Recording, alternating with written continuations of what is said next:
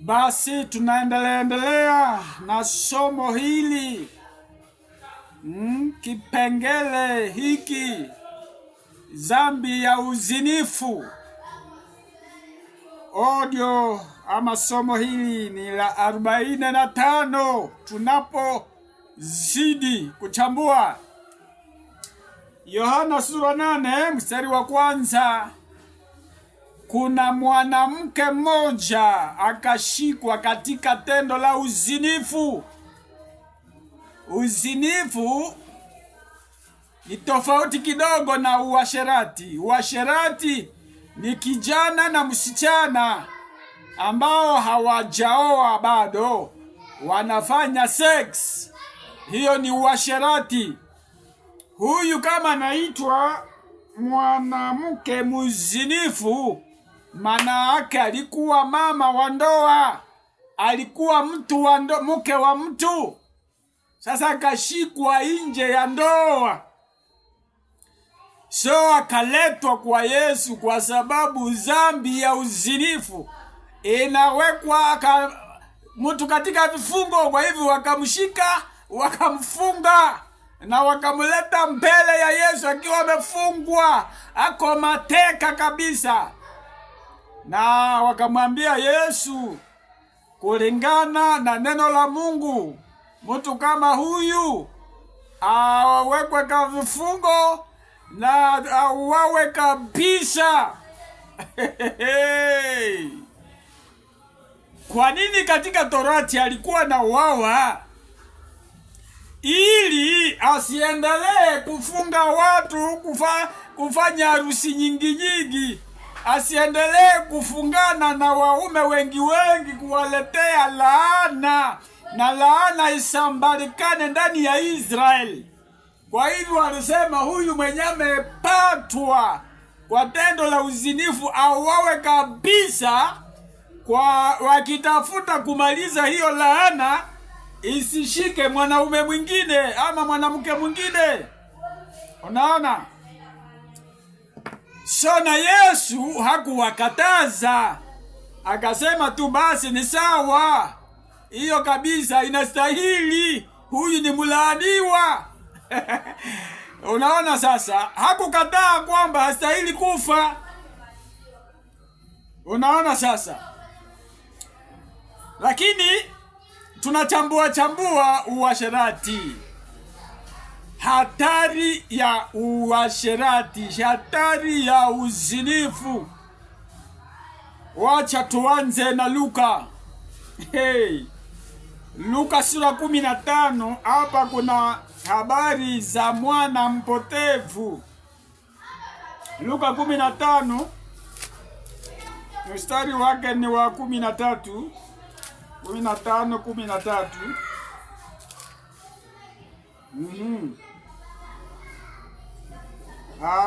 Nyuma ya siku chache yule mdogo akakusanya vitu vyake vyote, akasafiri kwenda nchi ya mbali. Kule akapoteza mali yake yote kwa maisha ya uasherati. Sikia, uasherati, kimbia kabisa, kimbia, kwa sababu ina hasara nyingi. Kwanza unafungwa na wale unaofanya na uasherati, na kwa sababu umeshikana na familia, umefungwa kamba moja na wanadada wa mafamilia zao, kuna mapepo za uasherati zinalazimika kukula mali yako yote. Zinanyunya mali. Ulishalala na mwanadada, na kwa mwanadada huu familia yao iko na pepo ya umasikini hohehahe. Hizo mapepo zinakula mali yako yote. Kama huyu akapoteza mali yake yote kwa uasherati. Uasherati inapoteza baraka za mtu zote. Kusema mali siyo pesa peke yake.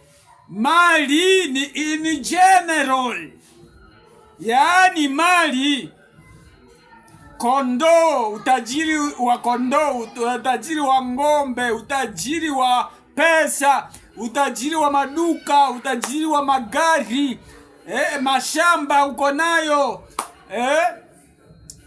mifugo uko nazo, makuku uko nazo, yaani uko na mazahabu hii yote, na manyumba uko nazo za kukodisha. Hii yote ndiyo inaitwa mali. Sasa huyu akapoteza mali yake yote kwa sababu ama kwa uasherati.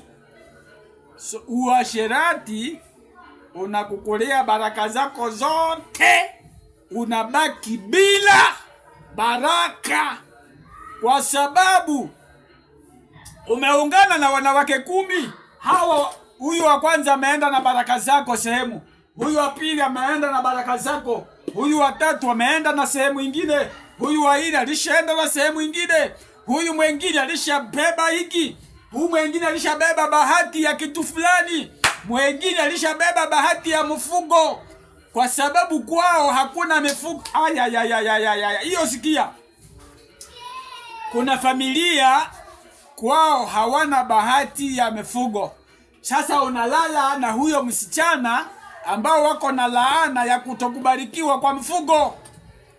Kuna wengine waliua watu na udongo ikakunywa damu, so hawa hata wakilima udongo haiwabariki. Sasa unalala naye aliye na laana, udongo imelaaniwa. Kwa hivi unapata, jamani, nilikuwa na mashamba, ilikuwa natoa chakula kizuri, haitoi. Hata kama itatoa, unaona yote inaoza, kwa sababu ulishalala na msichana, na kwa familia yao waleua mtu. Kuna damu ilimwangikaka, babu zao huko mbele waliua mtu, na hiyo damu ikaanguka kwa ardhi, na hiyo damu inadai kwamba hawa hata wakilima wasibarikiwe. Sasa ulishaenda baba hiyo damu, mashamba yako inashindwa kutoa. Ulikuwa na kakao, ilikuwa imeanza kuleta vizuri, unastuka kakao haitoi tena. Ulikuwa na biashara, unaona biashara inadidimia, inashuka, customers hawakuji, kwa sababu umelala na huyu mwanadada. Ndani ya familia yao kuna pepo ya umasikini, yaani biashara kwa hii familia haikubaliki. Sasa ulishabeba laana ya hawa. Ndio naona ulikuwa biashara inapanda, inaanza kushuka mpaka ya duka unafunga, kwa sababu ulishabeba laana hapa. Unaona? Okay, kuna mwingine sasa wa divorce. Sasa huyu unalala na mtu wa divorce, mabeba laana ya divorce. Ninakuambia ndio maana ndoa nyingi, divorce ni nyingi, kwa sababu ya hizi laana. So ona, huyu baba mwana mpotevu akapoteza mali yake yote kwa uasherati. Tuendelee na usomi. Alipopoteza vyote, njaa kubwa ikaingia katika nchi, akaanza kuhitaji. Laana ndio hizo zimeanza. Njaa kubwa sio ndogo. Njaa kubwa ikaanza kuingia injini. So alishauza manyumba ndio zingekuwa na mupa loyer ama rent. Alishauza kwa sababu ya washerati. Sasa njaa kubwa ikaingia mjini. Mashamba alishamaliza kuuza. Mahali kungetoka chakula yeye kule wakati wa njaa. Mashamba yote ilishaenda. Biashara yote ilishaisha. Sasa njaa. Ndio maana magumu haishangi kwa watu. Ndio maana tulilalaka na wanani, wasichana tuliolala nao. Huko ndio tulileta vifungo na laana mpaka zinatufuatilia hata kama tumeokoka. Kwa sababu nakuambia deliverance kulingana na mahali tulianzia siyo ya siku moja. Hapo ndio kuna tatizo. Kwa hivi kijana, okoka kabla hujajifungamanisha na wanadada. Deliverance ya tutaokoka leo na vifungo zote ziishe leo.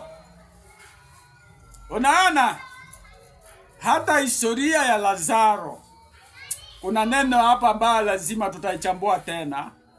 Yesu akamwambia sasa amepata uzima, mumfungue aende zake. Hiyo neno lazima tuifuatilie. Mumfungue, mkisha maliza kumfungua aende zake, akuwe mwenda zake. Yaani mutamaliza kumfungua. Yaani hiyo lugha sisi ambao ni Waswahili iko na maana aende zake. Hakuambia mumufungue anifuate sasa, kwa sababu Biblia inasema walipomaliza kumfungua akamfuata. Ndiposa watu wakakusanyika wakuja waona Yesu na wamuone Lazaro mwenye amepata uzima amefunguliwa. Lakini Yesu alisema pale kaneno kakiroho aende zake, mumufungue aende zake. Mbona hakumwambia sasa umekuwa huru, enda? Hakuenda, aliambatana nao. Kuna siri hapo. Ili tunapataka deliverance wakati tumeokoka, tunasamehewa dhambi kabisa na maovu yetu. Mungu hata yakumbuka tena. Roho zetu zimepata ukombozi. Lakini hizi vifungo zinafunguliwangwa pole pole mpaka siku tutaitwa mwenda zake pado. Siku nitatoka kwa mwili, hapo ndio nitaitwa mwenda zake. Mumuacha aende zake. Deliverance inaanza wakati uliokoka hadi siku tatoka kwa mwili. Hapo tukiwa ndani ya kipindi ya deliverance. Kwa sababu mtajua kweli na kweli itawaweka huru, itawafungua hizi vifungo. Sasa leo unajua kweli, kifunguo kimoja unafunguliwa na huyu. Hiyo kamba inakatika. Kesho ukijua siri nyingine, kamba hii nayo inafunguka kwa huyu. Lakini kwa hawa wengine ziko bado. So, mhubiri mwingine akihubiri, kamba ingine unafunguliwa. Mpaka siku utaitwa mwenda zake. Ama siku utaingia kwa rapture.